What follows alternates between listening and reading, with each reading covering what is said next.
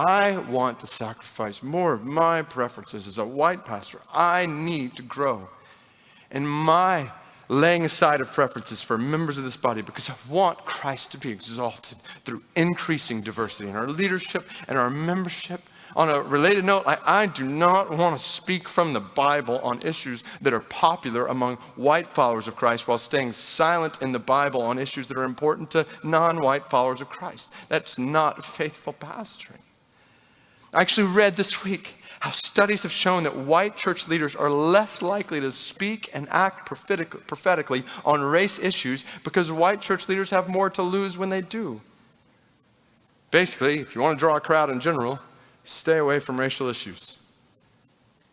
And if you want to draw a crowd of white people or black people or this type of person or that type of person, then stay away from saying any one of those types of people is part of the problem on racial issues.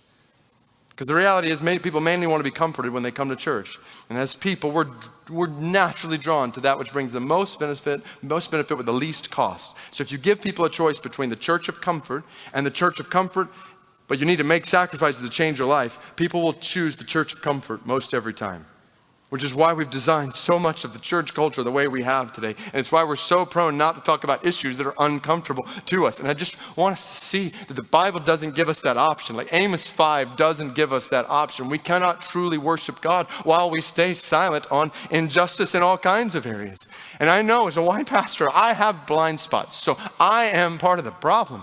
I need friends and fellow pastors around me from different ethnicities who help me see those blind spots. And I'm committed to listening and learning and loving, laying aside whatever contemporary church growth methodology says is the best way to grow the church, i.e. ignore the issues. I want us to do the exact opposite. I want us to hear God's word clearly on these issues, and then we can trust him with the growth of his church.